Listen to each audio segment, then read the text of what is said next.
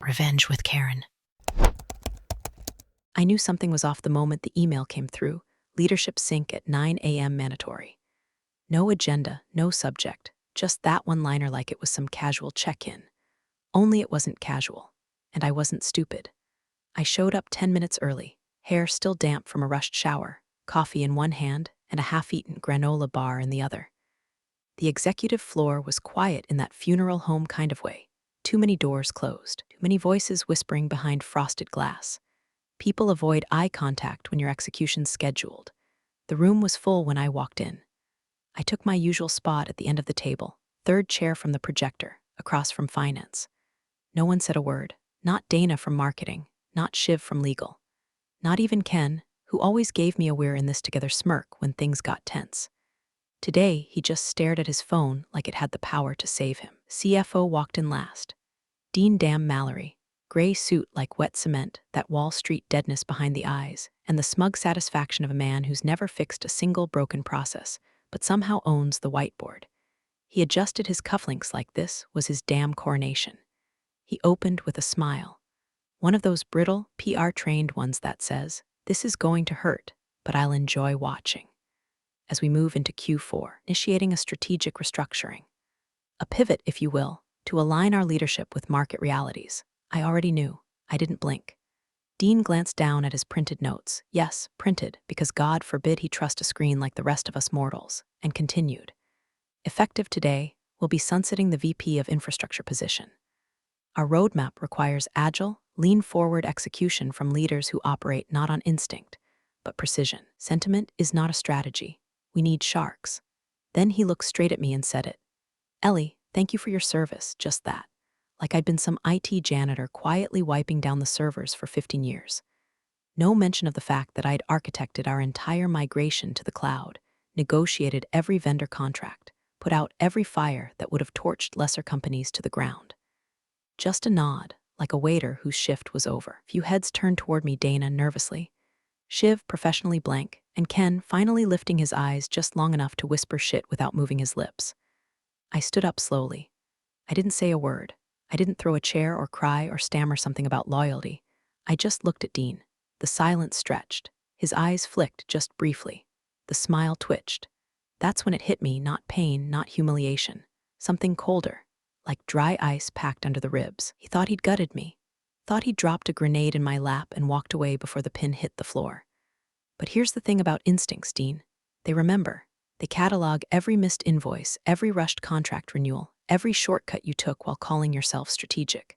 They know where the dead wires run beneath your polished concrete floors. And they do not forget.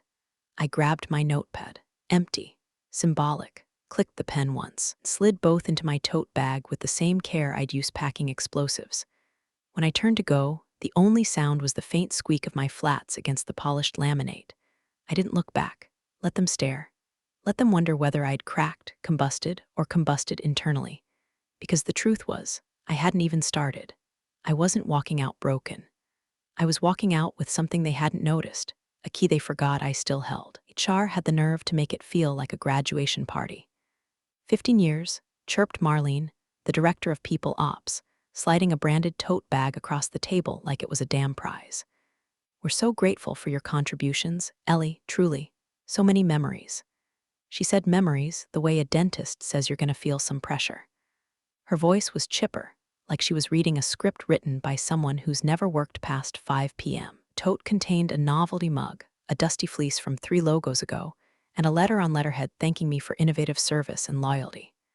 My name was spelled wrong. I glanced at the termination paperwork, generic NDA, non-compete boilerplate, and the offboarding checklist. They'd printed the template, didn't even update it. It still listed the VPN we decommissioned in 2021. I'd like to confirm access revocations, I said. Calm. Civil. Like I wasn't imagining setting their printer on fire with my eyes. Specifically anything tied to infrastructure controls. Admin keys. Vault access.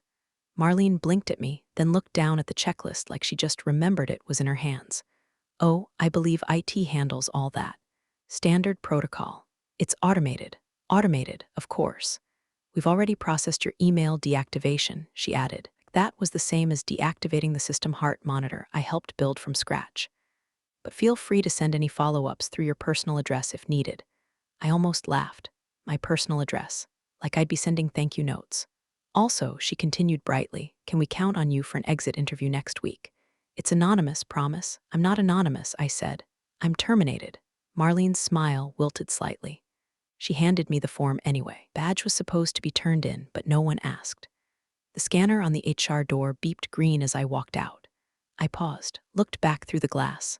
No one noticed. No one cared. Downstairs, I passed through the lobby, then into the employee parking structure. My access card still opened the gate. I stared at the blinking green light like it was a ghost waving hello. Once inside my car, I opened my laptop. Still logged in. VPN active. Slack grayed out. Jira alive. Our documentation platform wide open. Vault password unchanged. I closed the lid. Not to cover my tracks, there were none. Just to sit with it for a moment. They'd severed the limb but left the nerve endings attached. 15 years, and the offboarding process was so sloppy it couldn't even find the plug to pull. That's the thing with infrastructure. You don't see it until it breaks. Or until someone who understands it chooses to stop fixing it. They thought they cut me out clean, but they forgot the rot under the paint. Forgot I was the one who built the damn walls. I went home, changed into sweatpants, nuked leftover lo mein, and watched reruns of a crime procedural I couldn't focus on. My mind kept circling back to the badge in my purse. The one that still blinked green. It should have felt like closure. Instead, it felt like an invitation. One they didn't know they'd sent. They'd offboarded the body. But the access was still mine. It was 3 years ago, middle of July, and the office AC was doing that thing where it gasped like an asthmatic and gave up entirely by noon. Everyone was melting in mesh chairs, trying to pretend they weren't Googling early signs of heat stroke between Slack messages. The migration deadline loomed like a guillotine. The old server farm was buckling under patchwork solutions and weekend hotfixes, and I'd finally convinced leadership, after 2 years of bloodletting PowerPoints and backroom strategy haggling, to move the entire infrastructure to the cloud. Problem was, none of them understood the fine print. To them, cloud architecture might as well have been black magic wrapped in acronyms. But to me, it was home. I lived in the footnotes of those contracts. I knew which vendors charged by CPU spike versus bandwidth. I knew which availability zones flinched during thunderstorm season, knew how to hide redundancy beneath clean dashboards, so no VP would ever notice we were paying for backups they'd have axed in a cost review. And I knew one thing above all. If anyone else tried to manage this migration, we'd be dead in 6 weeks. So I wrote the contracts. Personally, no delegation. No interns parsing SLA bullet points. Every clause was mine. And there, buried on page 42 of the Primary Cloud Services Agreement, right under a section titled Emergency Provisioning Authority, was the clause, the designated migration lead E. Kincaid shall retain full administrative rights and override privileges for the duration of the service contract to ensure continuity during any provisioning, rollback, or incident recovery process. Simple, boring, bureaucratic camouflage. But it meant this: for as long as that contract lived, I was the god-tier admin. Irrevocable, not unless they amended it, not unless they even noticed it, which, of course, they didn't. No one asked questions during the migration. They just wanted results, and I gave them results. We hit 99.999% uptime within the first month. Latency dropped by half. Billing stabilized because I played the pricing tiers like a damn fiddle. We went from firefighting to a hum. A quiet, stable hum, and the execs, they forgot I ever existed. Infrastructure only matters when it fails. And because I'd made sure it didn't, they redirected their attention to shinier things, new product launches, acquisition rumors, that doomed rebranding initiative with the lowercase logo everyone hated. But I remembered. I remembered the late nights elbow deep in YAML files while Dean bragged at industry mixers. I remembered bypassing legal to get a dev environment spun up in Singapore because they couldn't grasp time zone redundancy. I remembered when the CFO sent back a budget with cut 15% scrawled across it in red Sharpie, right after I saved the company $300K in back-end licensing. And I remembered the clause. I even checked in on it last year, curious. Same contract, same untouched appendix. My name still nestled in legal stone, wrapped in the kind of language that puts junior counsel to sleep. It had survived 3 procurement reviews, 2 CTO, 1 acquisition rumor. No one ever updated it, No one even read it. And now, as I sat cross-legged on my living room floor with a bowl of Cheerios and my laptop open to the admin dashboard, it was still there. My name, my authority, my access. They had fired me, but they hadn't buried the landmine, and I was the only one who knew exactly where it was. Dean was in his element now, circling the bloodied waters, clearing house like a Wall Street shark on a keto cleanse. The layoffs came in waves. First, it was the data ops folks, quiet, capable people who never missed a deadline but didn't add visible velocity to the roadmap. Then, it was the two senior engineers who'd held the CI/CD pipelines together with spit and tribal memory. After that, the budget analysts who used to flag his little rounding errors in quarterly reports. Gone, all while Dean strutted around like he was Moses parting the Red Sea of inefficiency. "We're lean now," he said during the all-hands. "No more bloat, no more gut feelings. We make decisions based on metrics, not emotions." Someone clapped. Someone always does. I watched the recording from my living room in a hoodie with takeout curry and a cat asleep on my ankle. Irony was thick enough to spread on toast. The man who didn't understand how SSO worked was now redefining operational discipline. A few days later, word leaked that he delayed the internal compliance audit by at least a quarter. Reason? Vendor fatigue, which is CFO speak for I don't want to answer hard questions about access controls I don't understand. There were rumblings in the Slack screenshots I still had back-channel access to, worry from mid-level engineers, confusion from product managers, outright fear from the lone dev SecOps guy who was now being asked to streamline certificate renewals without admin permissions. I could have stepped in. I could have made one phone call and spared them the mess. But I didn't. Instead, I went to LinkedIn. My profile had been dormant since 2019. No flashy buzzwords. No career coach headline about driving scalable impact. Just Ellie Kincaid, systems infrastructure, consultant. I added a banner photo of a blank terminal screen. Clean, unnerving, honest, and then I waited.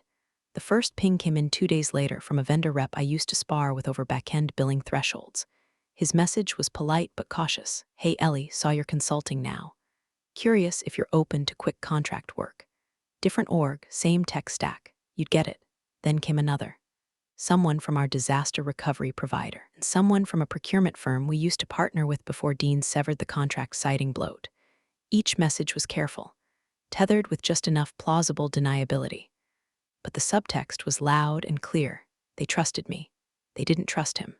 I didn't gloat. Didn't reply to most of them right away. Just read them slowly, one by one, while sipping black coffee and listening to the sound of nothing falling apart for once. 'Cause here's what Dean never understood. Infrastructure isn't sexy. It's not an investor slide or a lunchable slogan. It's not something you brag about over cocktails. It's wires and dependencies and quiet people making miracles out of garbage timelines. And when you fire those people, the wires fray. The dependencies rot, the miracles stop. But me, I was still intact, still logged in, still patient. A shark doesn't thrash, doesn't bite on impulse. It waits, strikes once, precisely, and I was almost ready, not quite, just circling. The message came through at 11:42 p.m. on a Thursday. Slack ping, from an account I recognized, Jonas R., a mid-level engineer who used to drink too much yerba mate and call every outage a learning opportunity. Smart kid, bit jumpy. Still had a conscience, which was probably why he couldn't sleep. "Hey, sorry to bother you. Weird question. You remember who has final authority for the infrastructure provisioning contract? We're prepping for the audit and no one's sure." I stared at the message for a while, not because I was surprised, but because it was finally happening. The static in the wires, the ripple across the comm surface. I typed slowly, deliberately. Check the doc vault, look for Amendment 14. That was it. One sentence.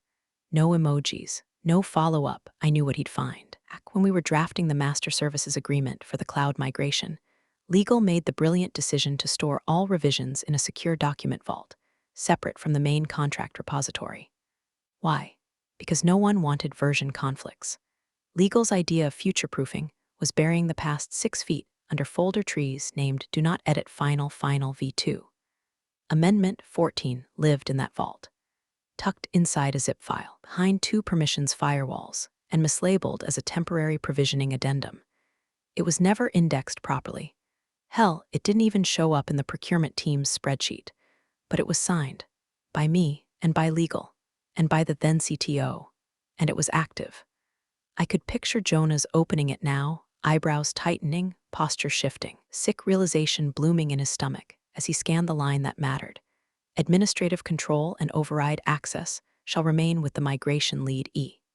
Kincaid throughout the duration of the service agreement, unless formally revoked via signed amendment and vendor acknowledgement. That amendment had never been revoked, because no one had thought to check, because Dean had assumed the contracts were just paperwork, not landmines. I didn't expect a reply. One came anyway 15 minutes later. Holy shit. I closed the tab and slid my laptop aside. Outside, the city hummed faintly, low and indifferent. Inside, my apartment was quiet, the only light coming from the fridge left ajar. I hadn't moved since dinner. Cold pad thai, half-eaten, sat next to a legal pad covered in notes I hadn't needed to reference. Jonas wasn't going to sound the alarm. He didn't have the rank. He'd flag it quietly, maybe mention it to his manager, who'd forward it to someone in legal, who'd escalate to finance. Which meant eventually Dean would see it, or worse, he wouldn't, which was fine by me. The fuse had been touched. No explosion yet, but the heat had begun to travel down the wire. They hadn't remembered me. They'd remembered my shadow. And now it was stretching back across their clean dashboards and hollow KPIs like a ghost with receipts. It was the kind of night that smelled like static, humid, still, and too quiet for a city this size. I was barefoot, wrapped in an old college hoodie with sleeves too long, pacing between the kitchen and my laptop like I was waiting for something that had already happened. The audit was scheduled for 9 a.m. sharp. They'd booked an external firm, big name, all business, clipboard and compliance types who wore badge lanyards like stethoscopes, kind that didn't care about company lore or whose name was on what door. They cared about signatures, authority, access logs, contracts. I sat down at the table. My laptop was already open, cursor blinking patiently on the admin dashboard login. Two-factor kicked in. One code to my backup email. Another to the phone I'd registered 3 years ago under a throwaway Google Voice number tied to a procurement sandbox nobody had ever touched again. Access granted. Interface loaded slowly, probably throttling. Dean had optimized bandwidth costs recently by switching tiers. There it was. Provisioning controls right arrow platform authority, right arrow primary admin name. E. Kincaid role, full override plus compliance superuser, per Amendment 14, expiration. /I didn't smile. Didn't feel triumphant. Just stared at the screen like I was reading an obituary that hadn't been published yet. The timestamp on the signature was still clean. No log activity since I'd last checked. No one had touched it. No one had revoked it. No one had even tried. And now, there was nothing to change, nothing to tweak. The beauty of a perfect trap is that you don't need to add springs or sharpen spikes. You just leave it open, unassuming, and wait. I closed the tab. I walked to the kitchen, boiled water, deeped a bag of Earl Grey in a chipped mug I'd been meaning to throw out for 6 years. Something about the ritual helped. The warmth, the stillness. My hands didn't shake. Then I opened my drafts folder. The email had already been written, scheduled days ago, like a will notarized in advance. Subject, provisioning metadata compliance anchor to audit at redacted firmcom attachments. Contract Amendment 14. PDF, access logs, EK full auth CSV, admin role verification TXT message. Per your request for current provisioning authorities, as part of tomorrow's audit, attached are documents confirming the still active administrative contract, executed 3 years ago during the platform migration, and associated access logs. No changes have been made to this record by the current executive team. Please confirm receipt at your convenience. EK. I scheduled it for 7:01 a.m., 1 minute past the start of their audit prep, early enough that it would arrive at the top of their inbox. Time-stamped, traceable, undeniable. Click, scheduled, done. I closed the laptop and stared at my tea. Steam curled up in thin ribbons, quiet and slow. I watched it for a while, then leaned back and exhaled, not relief, not gloating, something more final.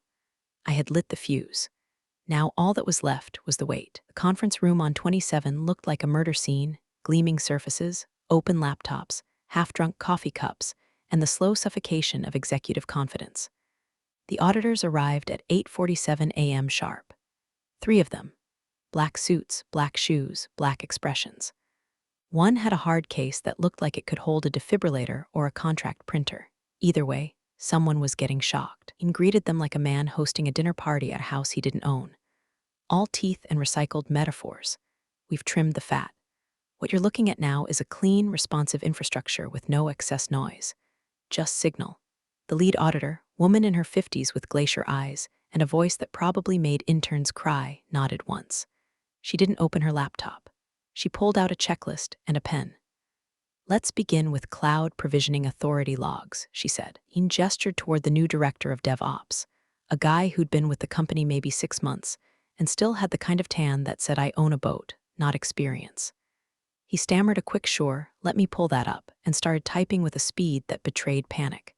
They waited. He tried again. Just give us a moment, pulling up the central provisioning console now. Click, pause, refresh, click again. And then, the projector screen, error 403, insufficient privileges. Silence. The DevOps guy blinked. That shouldn't be happening. Hang on, let me try from the vault access side. Error, credential chain unresolved. Contact primary admin. Dean cleared his throat. Must be a session timeout, or the auditor raised one finger. Just one. He stopped talking. We'll need the service contract and all amendments related to provisioning authority, she said. Sure, our legal team can. We've already requested it from your systems. 10 seconds later, her associate slid a printed contract across the table. Old watermark. Legal header from 3 years ago. Highlighted section in neon yellow. Administrative control and override access shall remain with the migration lead E. Kincaid? Dean didn't speak. His jaw shifted slightly, as if he was adjusting an invisible tie that had just turned into a noose. DevOps guy coughed into his sleeve and leaned over. Who's E? Kincaid? The auditor looked at Dean. Well, she asked, pen poised. Dean hesitated. Former VP, he said. She was let go. The auditor made a note. And you didn't revoke this authority? Dean's voice went thin. We assumed our internal checklist IT handles, you assumed.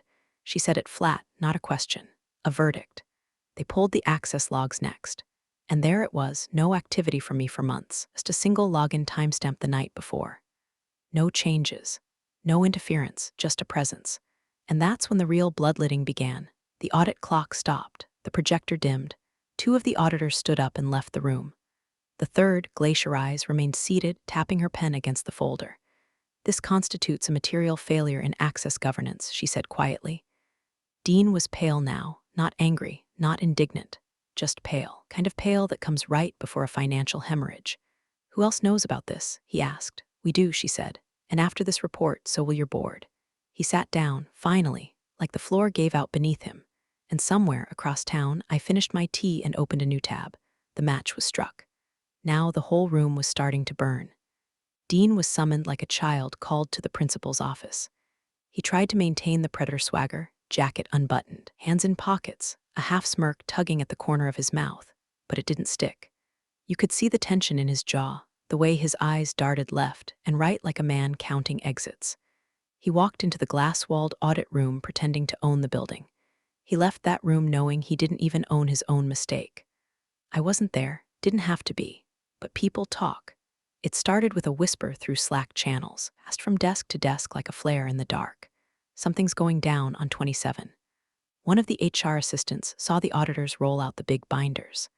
Another said she heard someone from legal curse under their breath. Rare, considering they usually speak in red lines and plausible deniability. Inside the room, it was quiet. Just the lead auditor, 2 of her associates, and Dean, sweating lightly under LED lights that made everything feel clinical. On the table, a single page. No cover sheet, no fluff. Just one clause, one name. The auditor tapped it once with her pen. Nothing theatrical, just a soft, decisive click. We have one authorized signature for this platform, she said, voice like snow melting on stone. Dean leaned in, his brow furrowed. His lips moved as he read it once. Then again. You could almost hear the gears trying to jam themselves in reverse. E. Kincaid, that name in block print. Ghost written in ink and contract law. He froze. Time slowed.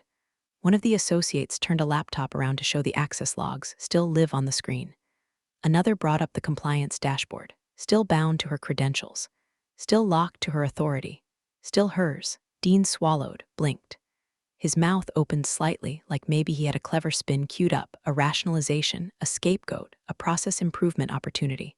But nothing came out. Then, behind the glass, someone watching from the bullpen whispered it. Ellie, like an incantation, like a curse, not loud, but loud enough. Others heard. Heads turned. Her name rippled outward like a dropped pebble in a still lake, echoes bouncing off egos, climbing past titles, threading through every desk that used to rely on her steady silence to keep the lights on and the servers warm. In the audit room, Dean looked up from the page like he'd just remembered gravity existed. This wasn't supposed to, the auditor raised a brow. You signed off on system streamlining. You assured our team access controls were fully transitioned. You insisted no legacy roles remained. Dean didn't answer, because there was no answer. Just a ticking silence that stretched too long. The auditor closed the folder. Her tone didn't rise, didn't change, just grew heavier. This failure of governance puts you at direct risk of a board-level violation. Your controls were performative, not functional. Dean's fingers curled slightly on the table, and just like that, the shark had his jaw wired shut. No more smiles, no more metaphors, just one name, one clause, one mistake that wasn't supposed to exist but had been waiting. The cicadas were humming like power lines, hot and relentless. I sat on the porch with my bare feet propped against the rail, one hand wrapped around a chipped mug, the other scrolling slowly through a contract on my tablet. Digital ink still fresh, signature line glowing blue.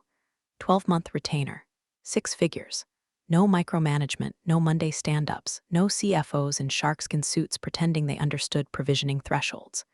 Vendor name, Grayson Net Infrastructure Solutions. The same vendor Dean tried to bully into renegotiating rates 2 years ago. Said they were bloated, complacent, and lucky to be on our roadmap. I'd stepped in quietly, fixed the relationship, built the API handshake myself when the junior dev flubbed the credentials. Apparently, they remembered. The contract had been sitting in my inbox since that morning, timestamped 7:16 a.m., barely 15 minutes after my scheduled email detonated in Dean's face. I didn't reach out, didn't pitch. They came to me. Because when the walls start creaking, people remember who built the beams. A breeze kicked up across the porch, lifting the corner of the contract on my lap. I pressed it down with the same calm certainty I'd used signing Amendment 14. Everything felt circular. Clean. I wasn't elated. I wasn't smug. Just done. My phone buzzed beside the mug. Jonah's. Did you see what just happened to Atrix? Atrix. The company that forgot I was still holding the fuse. I glanced up at the trees across the street, watched a squirrel fling itself from branch to branch with a kind of blind confidence I recognized. Then I replied. Just one emoji, shark no follow-up, no explanation. It was enough. Somewhere across town, maybe still in that same audit room, Dean was sitting alone now. Legal had left. The auditors had stepped out to prepare their statement. The blinds were still open, casting a long slice of late afternoon sun across the table like a spotlight nobody wanted. In front of him, that single page. The clause, the name. He'd read it 10 times by now, trying to find the loophole. The typo, the out, there wasn't one. Because sentiment isn't weakness. Instinct isn't fluff. And governance, real governance, starts with someone who gives a damn before the metrics demand it. He thought he was cutting fat, but he'd severed the artery. He didn't see the oxygen until I unplugged it. And now he gets to sit there. Not ruined, not fired yet, just recognizing that the thing he dismissed, the quiet operator, the sentimental instinct, the woman he thanked like she was a barista who got his name wrong, had been the only reason the whole thing didn't fall apart sooner. I closed the tablet, sipped my tea, the wind shifted, and in the quiet, you could almost hear it. Collapse doesn't always roar. Sometimes it exhales. Big thanks, you legends of the old office days. Subscribe to keep the switch-flicking chaos alive. Your ex-boss is shaking in their loafers.